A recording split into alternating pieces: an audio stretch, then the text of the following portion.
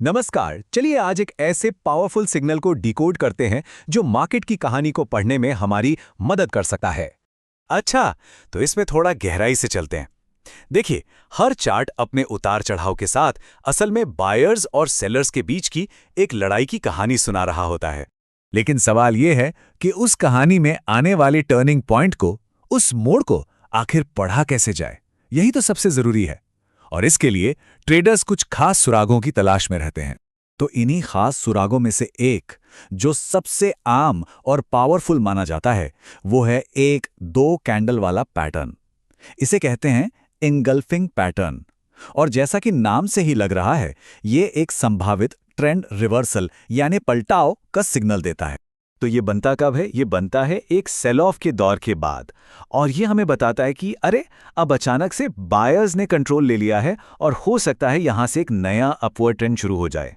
तो इसको आसान भाषा में समझते हैं कि होता क्या है। देखिए, पहले दिन यानी P1 सेलर्स कंट्रोल में है, लेकिन अगले ही दिन P2 पर खरीदारी का एक ऐसा जोरदार झोंका आता है जो न सिर्फ पिछले दिन के सारे घाटे को मिटा देता है, बल्कि मार्केट को काफी ऊपर ले जाकर बंद करता है।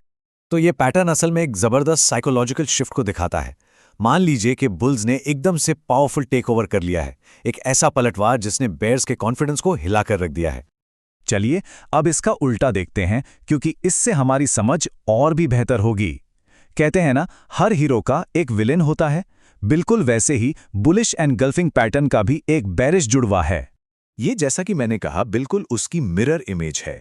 ये कीमतें बढ़ने के बाद यानी एक अपट्रेंड के टॉप पर दिखाई देता है और ये सिग्नल देता है कि अब सेलर्स ने बायर्स को हरा दिया है और हो सकता है कि अपट्रेंड अब खत्म होने वाला हो। और यहां इस टेबल में दोनों के बीच का फर्क बिल्कुल साफ दिख रहा है।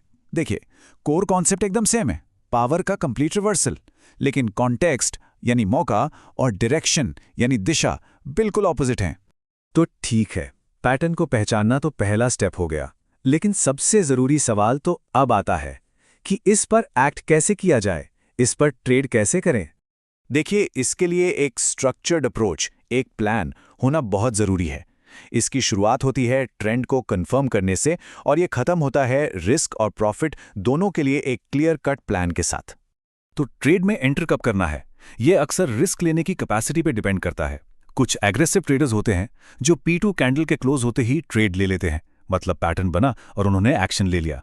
वहीं दूसरी तरफ कुछ कॉशियस ट्रेडर्स होते हैं जो अगली यानी P3 कैंडल का इंतजार करते हैं नए ट्रेंड को कंफर्म करने के लिए। अच्छा, एक सवाल अक्सर उठता है कि क्या कैंडल की शैडो यानी विक का भी एनगल्फ होना जरूरी है? इस पर थोड़ा डिबेट है। कई एक्सपीरियंस ट्रेडर्स मानते हैं कि अगर सिर्फ रियल बॉडी भी एनगल्फ हो गई है तो पैटर्न वैलिड है। उनका फोकस रियल बॉडी पर ज्यादा होता है, क्योंकि वही तो कोर प्राइस एक्शन को दिखाती है। तो अब आते हैं सबसे जरूरी बात पर। यह पैटर्न पावरफुल जरूर है, लेकिन यह कोई जादू की छड़ी नहीं है। यह फूल प्रूफ बिल्कुल नहीं है। तो क्या इसका मतलब है कि यह एक गारंटीड जीत है? बिल्कुल नहीं। सीधा सा जवाब है नो। ट्रेडिंग में कोई भी अकेला पैटर्न जीत की गारंटी नहीं दे सकता। इसलिए इसकी लिमिटेशंस को समझना बहुत बहुत जरूरी है, क्योंकि फॉल्स सिग्नल्स भी आ सकते हैं, खासतौर पर तब जब मार्केट साइडवेज चल रहा हो या कोई क्लियर ट्रेंड पहले से ना हो। और यही वजह है कि स्मार्ट ट्रेडर्स इस पैटर्न को अकेले इस्तेमाल नहीं करते। वो इसे एक बड़े एनालिसिस का हिस्सा बनाते हैं और हमेशा दूसरे डेटा पॉइंट से कंफर्मेशन ढूंढते हैं। तो ये कंफर्मेशन सिग्नल्स क्या हो सकते हैं?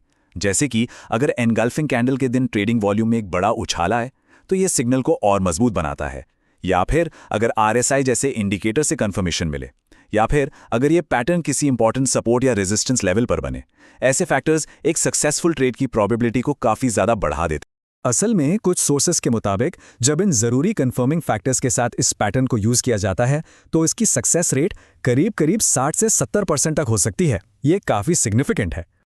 और एक बात हमेशा याद रखें, ये पैटर्न्स अकेले काम नहीं करते। इनकी असली पावर तब सामने आती है जब ये दूसरे सिग्नल्स के साथ मिलते हैं, जैसे कि एनगल्फिंग पैटर्न के बाद एक डोजी बन जाए। तब मार्केट की साइकोलॉजी की एक और भी साफ तस्वीर सामने आती है।